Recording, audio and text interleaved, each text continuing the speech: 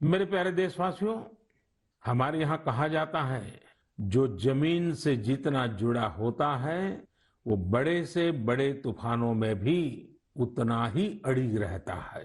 Corona के इस कठिन समय में हमारा कृषि क्षेत्र, हमारा किसान इसका जीवंत उदाहरण है। संकट के इस काल में भी हमारे देश के कृषि क्षेत्र ने फिर अपना दमखम दिखाया है। साथियों, देश का कृषि क्षेत्र, हमारे किसान, हमारे गांव आत्मनिर्भर भारत का आधार है। ये मजबूत होंगे तो आत्मनिर्भर भारत की नींव मजबूत होगी।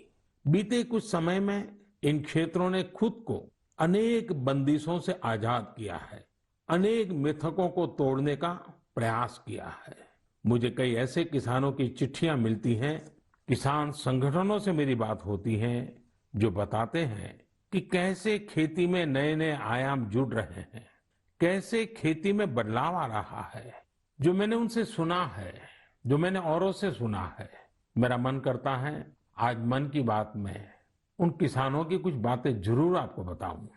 हरियाणा के सोनीपत जिले के हमारे एक किसान भाई रहते हैं, उनका नाम है श्री कंवर चौहान।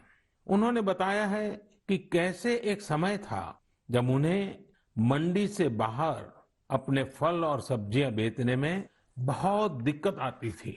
अगर वो मंडी से बाहर अपने फल और सब्जियां बेचते थे तो कई बार उनके फल, सब्जी और गाड़ियां तक जब्त हो जाती थी। लेकिन 2014 में फल और सब्जियों को एपीएमसी एक्ट से बाहर कर दिया गया। इसका उन्हें और आसपास के साथी किसानों को बहुत फायदा हुआ। 4 साल पहले उन्होंने अपने गांव के साथी किसानों के साथ मिलकर एक किसान उत्पादक समूह की स्थापना की। आज गांव के किसान स्वीट कॉर्न और बेबी कॉर्न की खेती करते हैं। उनके उत्पाद आज दिल्ली की आजादपुर मंडी, बड़ी रिटेल चेन तथा 5 स्टार होटलों में सीधे सप्लाई हो रहे हैं।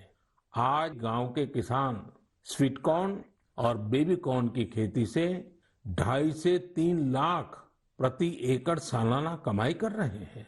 इतना ही नहीं, इसी गांव के 60 से अधिक किसान नेट हाउस बनाकर, पॉली हाउस बनाकर टमाटर, खीरा, शिमला मिर्च, इसकी अलग अलग वैरायटी का उत्पादन करके हर साल प्रति एकड़ 10 से 12 लाख रुपए तक की कमाई कर रहे हैं। जानते हैं इन किसानों के पास क्या अलग है? अपने फल सब्जियों को कहीं पर भी किसी को भी बेचने की ताकत है, और ये ताकत ही उनकी इस प्रगति का आधार है। अब यही ताकत देश के दूसरे किसानों को भी मिली है।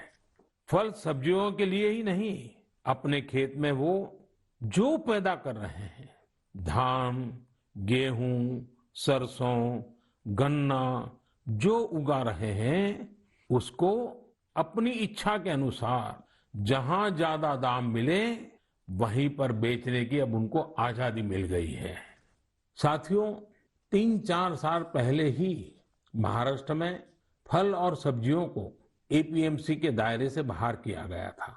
इस बदलाव ने कैसे महाराष्ट्र के फल और सब्जी उगाने वाले किसानों की स्थिति बदली, इसका उदाहरण है Shri Swami Samarth farmers producer company limited. एक किसानों का समूह है। पुणे और मुंबई में किसान साप्ताहिक बाजार खुद चला रहे हैं। इन बाजारों में लगभग 70 गांवों के 4,500 किसानों का उत्पाद सीधे बेचा जाता है, कोई बिचौलिया नहीं। ग्रामीण युवा सीधे बाजार में खेती और बिक्री की प्रक्रिया में शामिल होते हैं। इसका सीधा लाभ किसानों को होता है, गांव के नौजवानों को रोजगार में होता है। एक और उदाहरण तमिलनाडु के थेनी जिले का है। यहाँ पर है तमिलनाडु केला फार्मर प्रोड्यूस कंपनी। ये फार्मर प्रोड्यूस कंपनी कहने को तो कंपनी है, हकीकत में ये किसानों ने मिलकर के अपना एक समूह बनाया है। बड़ा लचीली व्यवस्था है और वो भी 5-6 साल पहले बनाया है। इस किसान समूह ने लॉकडाउन के दौरान आसपास के गांवों से सैकड़ों मीट्रिक टन सब्जियां, फलों और केले की खरीद की और चेन्नई शहर को सब्जी कॉम्बो किट दिया। आप सोचिए, कितने नौजवानों को उन्होंने रोजगार दिया। और मजा ये है कि बिचौलियों न होने के कारण किसान को भी लाभ हुआ, उपभोक्ता को भी लाभ हुआ। ऐसा ही एक लखनऊ का किसानों का समूह है, उन्होंने नाम रखा है इरादा फार्मर प्रोड्यूसर। इन्होंने भी लॉकडाउन के दौरान किसानों के खेतों से सीधे फल और सब्जियां ली और सीधे जाकर के लखनऊ के बाजारों में बेची। बिचौलियों से मुक्ति हो गई और मन चाहे उतने दाम उन्होंने प्राप्त किए। साथियों, गुजरात में बनासकांठा के रामपुरा गांव में इस्माइल भाई करके किसान है। उनकी कहानी भी बहुत दिलचस्प है। इस्माइल भाई खेती करना चाहते थे, लेकिन अब जैसी ज्यादातर सोच बन गई है, उनके परिवार को भी लगता था कि इस्माइल भाई ये कैसी बात कर रहे हैं। इस्माइल भाई के पिता खेती करते थे, लेकिन इसमें उनको अक्सर नुकसान ही होता था। तो पिताजी ने मना भी किया, लेकिन परिवार वालों के मना करने के बावजूद इस्माइल भाई ने तय किया कि वो तो खेती ही करेंगे। इस्माइल भाई ने सोच लिया था कि खेती घाटे का सौदा है। वही सोच और स्थिति दोनों को बदल कर दिखाएंगे। उन्होंने खेती शुरू की, लेकिन नए तरीकों से, इनोवेटिव तरीके से। उन्होंने ड्रिप से सिंचाई करके आलू की खेती शुरू की और आज उनके आलू एक पहचान बन गए हैं।